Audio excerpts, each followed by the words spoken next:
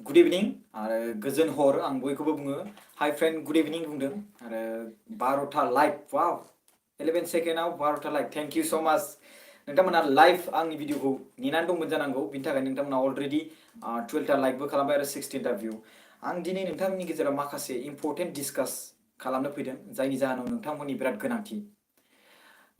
बाथ्राया आरो भिडिअआव बे लेन्डा माने टाइम डिउरेसना एसे गोलावबो जानो हागौ नोंथांमोना थाबाय थाबानो जाबाय बाट बिराद इम्पर्टेन्ट बेनाबा जाबाय जोंनि बर' हारिनि गेजेरावहाय माखासे मानसिफोरा गोबां ओरैबायदि सुबुंफोर दङ जायफोरा माने नेग्लेक्ट खालामो माबायदिखौ नेग्लेक्ट खालामो मुगैयो ओरैबायदि सुबुं जोंनि बर' हारिनियाव दङ जायफोरहा न' दङ बाट फाग्लि जानाय खर'आ माबा मोनसे जाबाय अब्लाथाय बेखौ होखारनानै लाजिनाय मोनो मिथिबायना लाजिनाय मोनो जोंनि न'खराव ओरैबायदि दङ ओरै बिबायना जायो बिनि खर'आ गाज्रि जाबाय बाट बे खर' गाज्रि जानायखौ बिथांमोना नायनो नागारै बेखौ केयार खालामनो नागारै बाट बिथांमोना मुगैयो बेबायदिनो जोंनि बर' हारिनि गेजेराव माखासे सानै साथाम माने गोबां बिनिबो बारा जानो हागौ गोबांनो आंनि अबजारभेशनाव माखासे नुनो मोनबाय आं सासे मानसि भिडिअ होदोंमोन बे भिडिअखौ फेसबुकआवबो माखासे मानसिफ्रा भाइरेल खालामदों थेंक इउ सो माच भाइरेल खालामनायनि थाखाय बाट बाथ्राया जाहैबाय जों भाइरेल खालामनायजों लोगोसे जों चेन्जेसखौ लुबैदोंना भाइरेलखौ खालामबाय बा जों चेन्जेसखौ लुबैदोंना जों बिनि सायावहाय माबा मोनसे रिएक्सन खालामनायजों लोगोसे जों माबा मोनसे प्रेक्टिकेलि जों मावनो लानांगोन बिनि सायावहाय आं सानो जोंनि बर' हारिनि गेजेरावहाय आसामावथ' बिसोरथ' आसाम बुङोब्ला गुबुन जाथिफोरबो थाखायो बाट स्पेसियेलि बर' जोंनि मोनसे मोनथाय मोननाय हिसाबै बिटिएडिआव जों मा साननांगौ अल्ड एज हम नैबे मानसिया दा आलाय सिलाय लामायाव थायो अके सोरबा मानसिफ्रा बेनो जानाय लोंनाय होयो बा थानाय गैया आच्छा सैमा दङ मा दं बे जाम्बा खर'आ गाज्रि जाबाय नङा होमबा जुदि खर' गाज्रि जायोब्ला जों बिनि सायावहाय जों साननांगौ बेखौ जों माबोरै दोननांगौ नङा होमबा बे खर'आथ' गाज्रि जाबाय बे जेबो मोनथिया रायज्लायनाया थाइसे थाइनै 100-200खौ थाइसे थाइनैबो बुंनो हागौ बेनो गोबां बुस्थु नांगौ नङा होमबा स' बेफोरखौ जोङो अबजारभेसन खालामनो थाखाय जोंनो मोनसे गोबां मोजां प्लेस माने जायगानि गोनांथि जायनि जायगायाव जोंनि बिटिएडिनि सिङाव बा बिटिआरनि सिङाव गोबां खास हा दङ लेन्ड मिथिबायना फरेस्ट लेन्ड जानानै दङ जाय जायगायावहाय रेजिस्टार गैया बाट ब्लां ब्लां एखेबारे फिल्ड बे हमना ला सापज नैबे जायगायावहाय लांदां फुरा अके बे लांदां जायगाखौ बारनानै नैथिंजाय रायजो राजा थायो बिथिंजायबो रायजो राजा थायो इथिंजायबो रायजो राजा थायो इथिंजायबो रायजो राजा थायो आरो गेजेरावहाय रायजो राजा थायो नैबे गेजेरा ओरैनो हाब्लां ब्लिं दङ बाट बेखौ रावबो कब्जा खालामाखै बैफोरबायदि हाखौ जुदि जोंनि सरकारा एसे बै एनजिअ फोरनो बा जाय मानसिया मोजां खामानि मावनो नाजानाय बैसोरनो जुदि होयोब्ला आं सानो निस्सय बैसोर गोरिब गुन्द्रा निखावरि बांद्राय निखावरिनि थाखायसो बुंदों दे आङो बांद्राय बैबायदि नङा कि न' दङ हा दङ बिथांमोना मावना जानो हाखानाय आथिं आखाइ दङ जाम्बि जाम्बा नङा बाट बिथाङा मावनो गोसोब्लानो हायो रां खामायनो हायो बैबायदि सुबुंखौ बुङाखै आङो जाय मानसिया लामायाव थाथारबाय बिबायना जाथारबाय एखेबारे माने सुबिदायानो गैथारला आरो बेखौ न'निफ्राय होखारबाय आरो बेखौ रावबो नायसनथारला न'निफ्राय लाजिनानै बेखौ नायसनथारला बैफोरबायदि सुबुंखौ दोननो थाखाय जों न' माने बानायनाया गोबां गोनांथार आरो बेखौ जोङो बयबो खौसेथि जानानै जोङो बिनि सायावहाय मोनसे रिएक्सन खालामनायजों लोगोसे प्रेक्टिकेलि जोङो जुदि बिनि सायाव जुदि कालेक्सन खालामलायनानै जों जुदि न' बानायनानै जुदि दोनोब्ला जोंनि बिटिएडि एरियायाव 100 जनानो जा 50 जनानो जा 200 जनानो जा जुदि बेखौ जोङो फिनो थाखाय अब्ला जों बेखौ जुदि फार्स्ट टाइम जों जुदि रायजो राजाफ्रा कालेक्सन खालामनानै जों जुदि न' बानायनानै होयोब्ला पुन्जि बे सरकारनिफ्राय अलरेडि उनावहाय फैखागोन बाट स्टार्टिं टाइमाव जों खौसेथि जाग्रोनांगोन स्टार्टिं टाइमाव जों खौसेथि जानानै मोनसे न' गायसनथारनांगोन इस्टाब्लिश खालामथारनांगोन बिनि सायावहाय आरो बे न' गायसननायनि उनावहाय जेब्ला इस्टाब्लिशमेन्ट जायो बिनि सायाव रेजिस्टार जायो अब्ला सरकारा जोंनो बेनि सायावहाय मदद खालामनो बाध्य जाथारगोन बाट बेखौ जोङो खौसेथि खालामनानै खौसेथि जानानै मदद होग्रोलायनांगोन बे भिडिअखौ नोंथांमोना शेयार खालामबानो जाबाय 4 मिनिट 37 मिनिट जाबाय बाट नोंथांमोना दायो शेयार खालामबा बयबो जोङो लाइभ डिसकास खालामनो हागोन गोबां मानसिफ्रा गुड मर्निं गुड इभिनिं होनना बुंदों thank you brother yes you are right होनना बुंदों आरो राइट जोबखा आदा नोंनि बुंनाया अके थेंक इउ सो माच नोंथांमोना मदद होनायनि थाखाय जुदि नोंथांमोना बे बाथ्राखौ बयनिसिमबो सहैजानो लुबैदोंब्ला आं बे मोनसे भिडिअखौ आङो शेयार खालामजानो नोंथांमोनखौ लुबैयो जाहाथे बयबो लाइभ फैयो आरो आं बे भिडिअआव माखासे डिसकास खालामनायनि थाखाय आं बेखौबो बुंनो सानो कि गोबां गोसो गोथारै आङो जोंनि भारत हादरनि माने बलिउड स्टार इरफान खानाबो मैया थैखांबाय जोंनि भारत हादर मुंदांखा सुपारस्टार बलिउडल' नङा हलिउडनिबो स' बिथाङा गोसो गोथारै माने गोजोनै माने सरकार माने सरि माने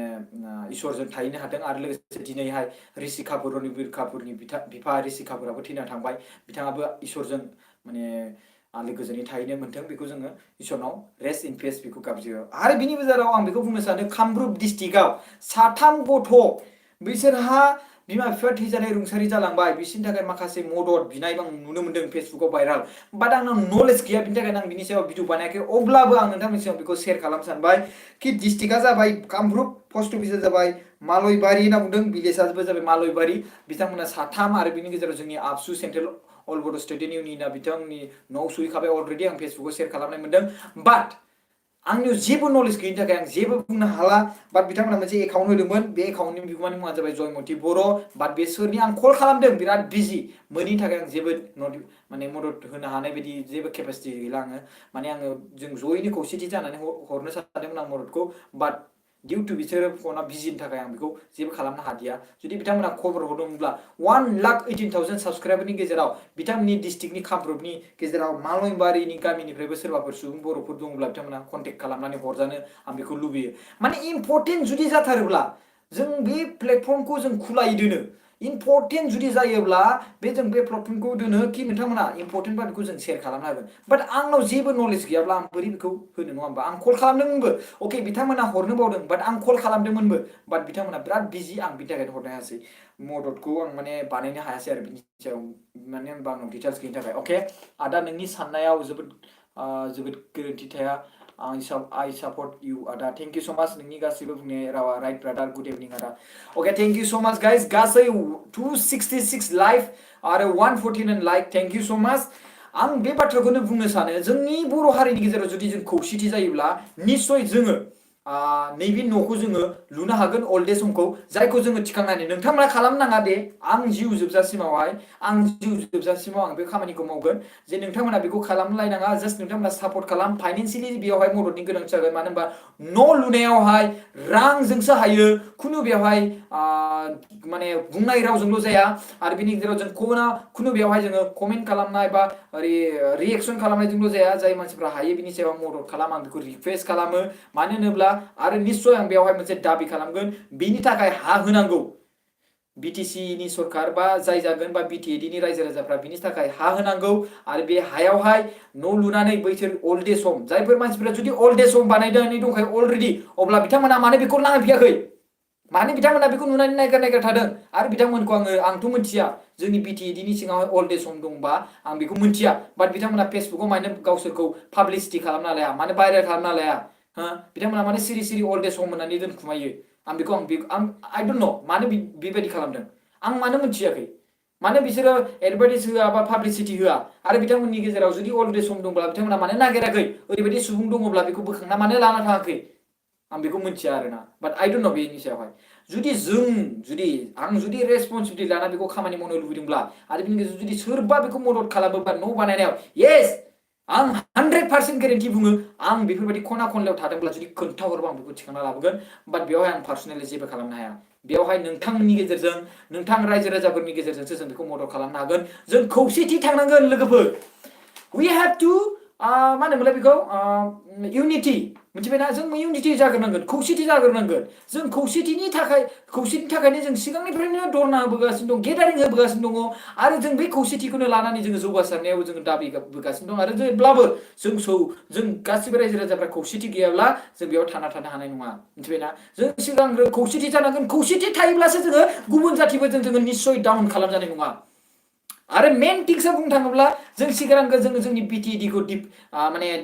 डिसिप्लिन लानो लुबैदोंब्ला सिगांग्रो बे बिथिङाव थाग्रोनांगोन कि गोरिब गुन्द्रा बुंब्ला बैफोर न' थाखानाय बैफोरबायदि बाथ्रा आखाइ हुखा थाखानाय बेफोर बाथ्राखौ आं बुंनो थाङाखै बिसोरथ' गोसोब्लानो हागोन आंनि मथेब्ला जुमाय लोंनायफोरखौ बन्द खालामनानै खायसे मानसिफ्रा गावनि लाइफ थांखि मावनाय दांनायाव बिराद स्ट्रंलि गोसो होयोब्ला बिसोर हाखागोन आं बेखौ सानखायो बिसोरथ' हाखागोन अके खायसे समाव हाया बे बिथिङावहाय सरकारा बिसोरनो मदद होनांगोन आरो बेखौ निस्सय सरकारा बेखौ डिसिसन लानो नागिरखादों जुदि एबार नोंथांमोना जायखौ सायख'यो बे नोंसिनि खोथा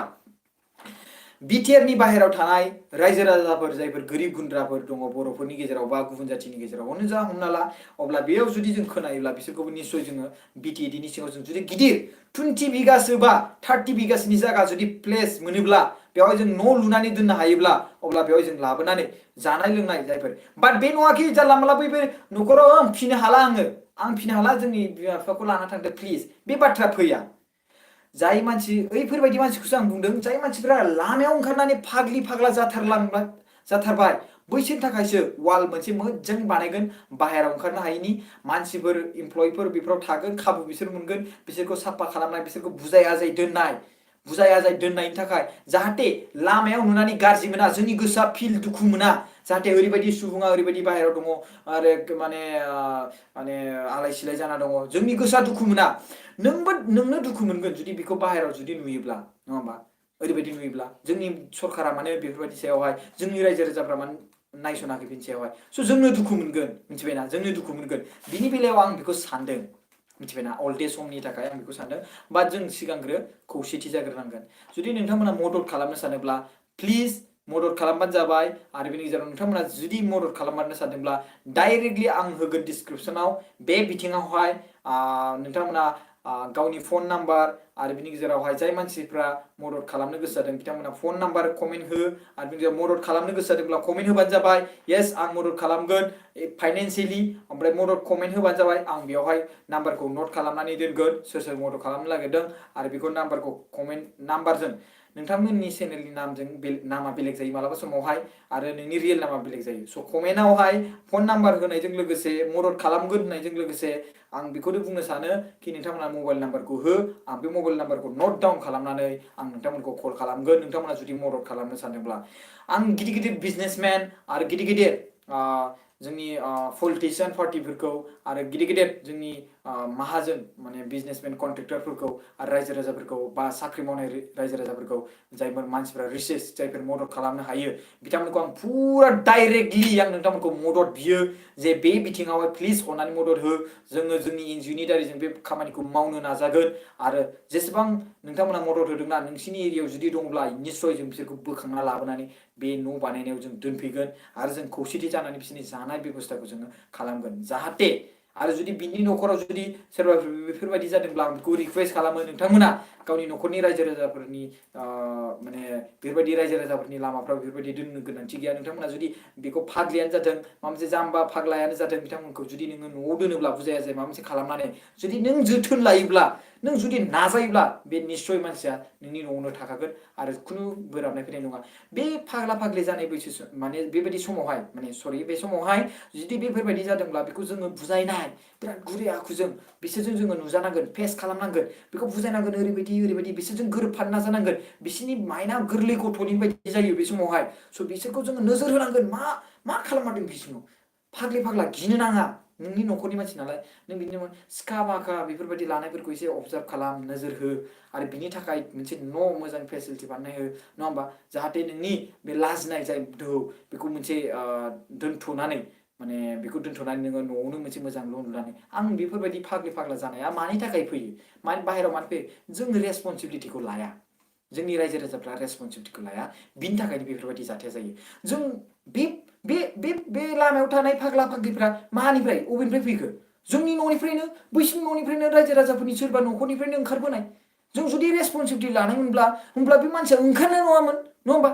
जानाय नङामोन बे न'आवनो थागौमोन जानाय लोंनाय फाग्ला फाग्लि जाबाबो बेखौ नागिर जुदि दोनफैयोब्ला माबा मोनसे खालामनानै बिनि सायावहाय जुदि नोजोर होयोबा सिकित्सा खालामनाय मानाय खालामोब्ला नङा होमबा दा बे बिथिङावहाय बे फाग्ला जाबाय जोंनाव रां रुफा गैया ओरैबायदि जाबाय है थाबा थाथोंसै बाद दोन ओरैबायदि मेंगोन आरो बिसोरो मेंगोन आरे मेंनो नाङा मिथिबायना मेंनो नाङा मानो मेंनांगौ बे नोंनि न'खरनि मानसि ना नोंनाव जुदि धोन सम्पति दंब्ला थोजासे एसे एनै बेखौ मदद खालामनो हानाय जों जुदि मदद खालामनो गोसो जादोंब्ला नों न'खरनि जानानै मानो मदद खालामनो गोसो गैया आं जुदि मदद खालामनो गोसो जादोंब्ला नों नोंनि न'खरनि जानानै मानो मदद खालामनो गोसो गैया कुइसना बेसो सोंथिया बेसो मिथिबायना सोंथिया बिसोर अके लास्टआव आं बेखौनो बुंनो सानदों डिस्ट्रिक्ट कामरुपनि मालयबारि आरो भिलेज मालयबारिनि बे साथाम गथ'फोरखौ नोंथांमोना मदद खालामनो गोसो दंब्ला आं कमिउनिटियाव शेयार खालामना होदों कल कन्टेक्ट नाम्बारबो बाट कलआ बिराद बिजि जाबाथाय कलखौनो पिकआप खालामनो नागिरा ओमफ्राय बिराद बिजि जाबाथाय आं कल खालामदोंमोनबो आरो दसे सम टाइम होनायनि थाखाय थेंक इउ सो माच आरो बे भिडिअखौ नोंथांमोना जेसे हायो आङो आसा खालामो शेयार खालामगोन आरो शेयार खालामनानै बै बे गोजौ गोजौ थाखोनि मानसिफोरा बेखौ मोनहैगोन आं डाइरेक्टलि रिक्वेस्ट खालामो बे बिथिङावहाय 20 बिगा 30 बिगा ओरै चिरां नैबे नैबे चिरांनि दैजिं फेस्टिभेलथिंजाय गोबां हा दङ बे हाखौ एसे एनै जोंनो बेखौ मदद खालामना होयो जाहाथे बेखौ जोंनो अल्ड एज समनि थाखाय मदद खालामना होयो जाहाथे डाइरेक्टलि नोंथांमोना नुयो आं मिथिखायो नोंथांमोना मालाबा मालाबा बे भिडिअखौ बे चेनेलनि भिडिअखौ नायो ओरैनो बेवहाय 3 लाख 2 लाख गाहाम भिउ जाया बेनि गेजेरावनो बर' नोंथांनि लिडारनि गेजेरावबो सोरबा सासे नायखायो बे भिडिअखौ आं मिथियो बाट नोंथांमोना बेखौ आनसुना खालामो खोनायाखै नुवाखै बिदि खालामो बे बिराद गोरोन्थि खिन्थु बिराद गोरोन्थि बियो मिथिबायना बे बिराद गोरोन्थि आं बुङो डाइरेक्टलि आंनि बैसोआ बिराद उन्दै येस आंनि बैसोआ बाट नोंथांनि बैसोआ एसेबां गेदेर जानानै नोंथाङा मानो बिनि बिथिङाव बे बिथिङाव मानो सानाखै आं मानो साननो गोनां जाखो मानो आं नोंथांमोननि मावनायनि गेजेरावहाय पार्ट मानो जानो हायासै मानो आं डाइरेक्टलि अपेन खालामनो नागिरनो गोनां जाखो मानो आं खालामनो गोनां जाखो बेखौ मानो आं बुंनो गोनां जाखो नोंथांमोना जुदि खुलिनाय दंब्ला येस आं नोंथांमोननि पार्ट जागौमोन खोमादां खुलिखानाय हिसाबै आं बेयावबोथ' मावहैखागौमोन नङा होमबा स' मानो आङो बे बिथिङावहाय नोंथांमोनजों बेवहाय आं डाइरेक्टलि बेखौ माने रिक्वेस्ट खालामनो गोनां जाखो जों बेनि सायावहाय लुथारनांगोन होननानै आं बेनिखायनो रिक्वेस्ट खालामो गासिबो जेसेबांखिनि बिटिएडिनि एमसिएलए केन्डिडेट जाखाना थांनाय सिगाङाव देरहाखांनाय जोंहा हाग्रामा महिलारिनो जा हमना ला चिफ बिटिसिनि खाम्फा बरगयारि सारमोनानो जा हमना ला डिपुटि स्पिकार जोंहा बिनि गेजेराव इएम बेसेबांखिनि दङ नङा होमबा स' एजुकेटिभ मेम्बार जेसेबांखिनि दङ खाम्फा बरगयारियानो जा आरो बिनि गेजेरावहाय गोबां जोंहा बिटिएडिनि फर्मार एमसिएलए जाना दङ इएम जाना दङ एक्स इएम जाना दं बिथांमोना जुदि मदद होयोब्ला एसे एनै 10,000 20,000 जा खौसेथि जानानै मदद होयोब्ला डेफिनेटलि जों बे न'खौ लुनो हागोन आरो बेखौ दोनगोन आं पार्सनेलि 100% गेरेन्टि होदों जोंनि बर' हारिनि गेजेराव जुदि दङब्ला येस आं पार्सनेलि लायनो थांगोन बेखौ बाट आंनावबो माबा मोनसे थानांगोन बाट आंनाव बे बुस्थुआ बेखौ आं माबा मोनसे मेनेज खालामगोन आं बेखौ लायनो थांगोन बाट बेखौ जोङो खौसेथि जानांगोन फाइनान्सियेलि बाट आंनावथ' जेबो गैया बाट नोंथांमोना मावनो खामानि थाखाय बे खामानिखौ मावनो थाखाय नोंथांमोनाव टाइम गैया बाट फाइनान्सियेलि मास मोनसे खेबसे बा नेक्स्ट मान्थआव खेबसे हरनोथ' हायोना माबा मोनसे 10 थाखा 20 थाखा ओरैबायदि बिसोरनो जानो थाखाय माइरं बायसिना नङा होमबा हागोन ना हाया हायोना आरो बिनि गेजेराव जों जुदि 20 बिगा जों खालामोबा बिनि गेजेराव जोङो बिसोर मानसिफोरखौ लानानै एसे एनै खेथि खालामनानै बैनिफ्रायबो मैगं थाइगं जों दिहुननो हायो मिथिबायना बैनिफ्राय बे मैगं थाइगं जों दिहुननानै बे जानाय केपासिटिखौ खालामनो हायो गोबां माने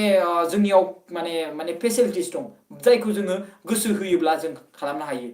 बेखौ जों नुनाय नङा बे गोरिब गुन्द्रा थानाय